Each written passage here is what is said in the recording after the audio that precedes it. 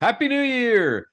Rob Folia with Folia Properties at Keller Williams Realty here in Nashville, and just want to wish you a wonderful and amazing and phenomenal 2024. And I hope everything in the world that you could that you're going after and that you want comes your way this year. And without further ado, though, it is January. It is the first week in January, and because of the holidays, a couple of days past the first of the month, and yet let's dive in and look at some statistics because the reality is the market is changing a little bit. And I think, in my opinion, for the better for both buyers and sellers. And we're going to dive into why. But let's jump right in. First things first, the topic that we've discussed just, at length here over the last year or two, and that is mortgage rates. I say year or two because you got to remember 2 years ago, we were looking at, let's find January of 22. Here we go. 30-year fixed, less than 3.5%. Fast forward to today, and what are they right now? Well, you can see at the top here, 6.62%. That's according to FreddieMac.com. And, you can see that the nice thing, the reason why I say this is a positive trend of what we're seeing, even though it's double what it was 2 years ago. And I can't emphasize that enough for current homeowners and people thinking making a move. It's, if you have a low rate, it's still going to be a change to your system and your budget. So I'm going to get that out of the way right now and share that with you right now. Aside from that, though, the nice thing is from a more recent standpoint that we're seeing a negative trend in interest rates, a positive for your pocket, negative in terms of numbers. And you can see right here, I mean, they peaked October of last year, high sevens. I know some clients on a owner occupied conventional mortgage we're getting in the low eights, even. I mean, it was just a crazy time for rates. We have seen them drop, over a point from that time. So over the last 90 days, they've gone down about 1%. That's great. That's phenomenal. That basically makes homes 10% more affordable over the next 90 days. 10% more affordable for a home buyer without changing the number that a homeowner can get for their property. That's fantastic, because again, that helps. Anytime homes are more affordable, that helps the consumer, that helps make the market strong. It very well might spark some homeowners to take action and jump into the market. And that's kind of where I want to jump into and dive into when we look at our market statistics. Because the reality is we are in a kind of a strange market. We've talked a little bit last year, and if you missed it, I'll go into it real quick, about how we were in kind of an unknown market. Typically we talk about in real estate buyers markets and sellers markets, right? And a buyer's market, just to make it the little headline news version of it, a buyer's market is where there are more homes for sale than there are buyers out there. And so buyers are at a premium. And so buyers kind of they almost can have the say in what they want, versus a seller's market where there's less inventory, there's more buyers out there, and homeowners have more leverage in negotiations. Now, the thing that we saw last year that I thought was definitely strange was that we were in a market where there was low inventory, and yet there was also low demand. Because of interest rates, demand was down, and we saw, and we'll jump back to market inventory here in a second. And forgive me because we have a new system, and so I'm getting used to, let's see, supply and demand, months of supplies is perfect. So we saw an interesting market last year where demand was climbing. You could see compared to, say, 21, compared to early 22. I mean, look at let's look at December of 21. I know that's a little more than 2 years ago now because it's 2024, but December of 21, 1 month of supply in Davidson County, historic lows of inventory, versus December of 23, 4 months of supply. And if we look at just December to focus on it so you can see the trend, 1 month, that increase to, in 22 was up 200%, and then basically flat. I mean, up 10% from 22 to 23. And yet, point being, and my reason for sharing that is that was kind of that influx market, lower demand, higher months of supply. What did that mean? What was that going to showcase for our market here as we continue to move forward? I think that was the interesting thing we were looking at. Now, here's the other thing that I found interesting, and this is a new statistic that we can now see that we couldn't necessarily see in our old system. So I'm definitely digging this new system. Props to RealTrax for updating this for us. And that is this active inventory slide, because now instead of it just being total inventory, where they're also taking into consideration under contracts, I believe, should be anyway, because yeah, you can see total inventory. I'd imagine if we start adding some of these numbers together, total inventory is going to be the equivalent of the two.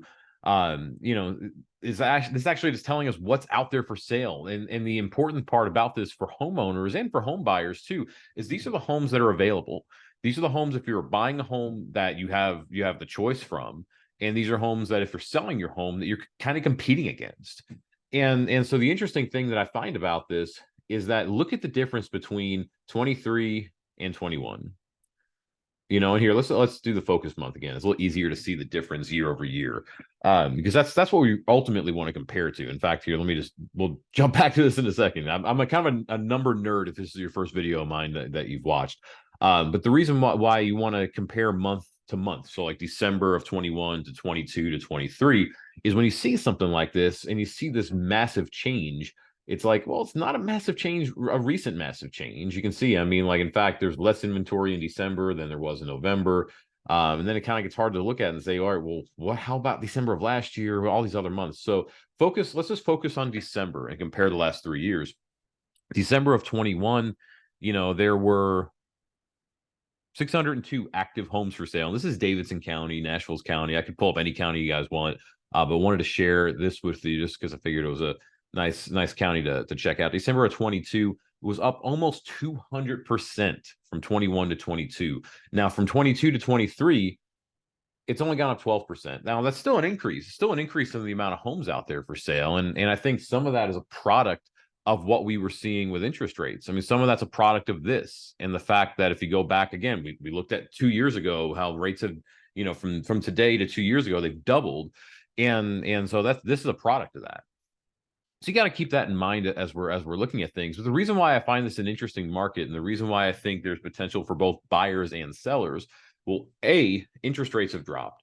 So for buyers, that helps. For buyers, that means you're going to be able to get more home for your money, more home for the same price, but lower monthly payment. Or if you want to keep your payment the same and you raise your price a little bit, you can get more home. I'm sure you know where I'm coming from.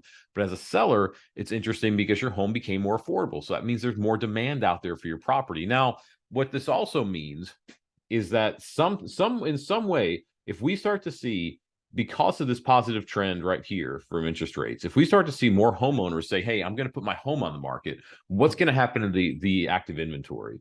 What's going to happen here is that we're going to see this start to go up. The same type of trend we saw throughout 22, because the interest rates were going up, homes were sitting. So active inventory was rising. The same type of trend we saw throughout 23, because rates were rising, homes were sitting a little bit longer, active inventory was still going up. So it was an interesting kind of equilibrium between the two. Now, if we continue to see that positive trend in interest rates, I do believe we'll see more people put their home on the market. Now, if you're a homeowner and you're kind of on the fence, you're thinking, hey, I'd like to move at some point in 2024. I'm just not sure when. First off, just make sure you get clear on your goals and what it is that you're looking to accomplish. Are you trying to get into a certain school zone, a certain area? Do you need a certain home for your family? Are you trying to downsize? Get that clarity first, because that's ultimately what's important. But then after that, let's look at the budget.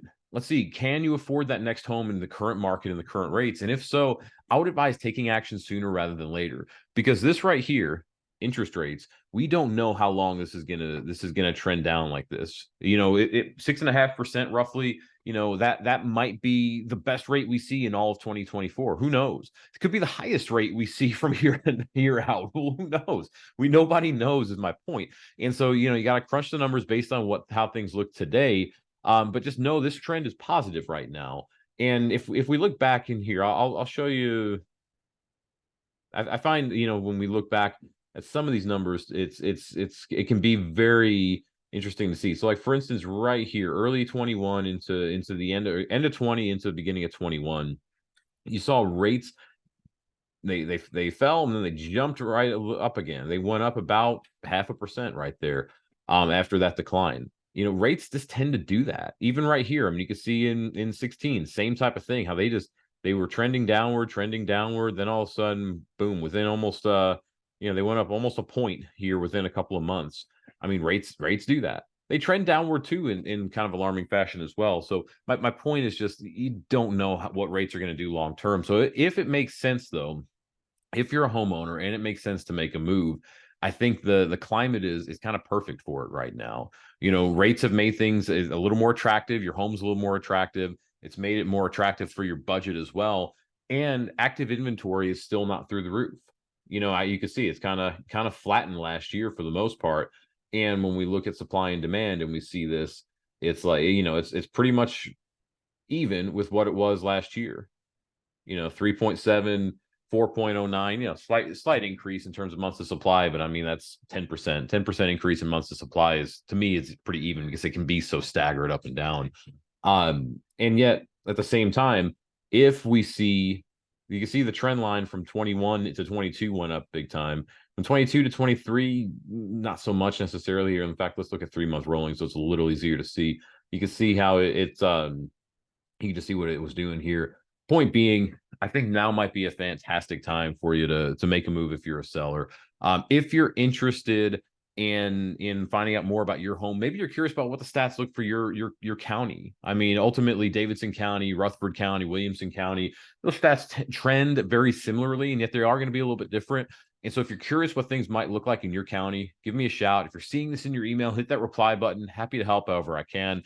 If you're seeing this on social media or on YouTube, drop a comment. I'm happy to help however I can. As always, y'all, I wish you, well, as always, thank you for checking out the video, and I wish you a fantastic 2024. I'm here to help in any way I can. Have a great day. Thanks, y'all.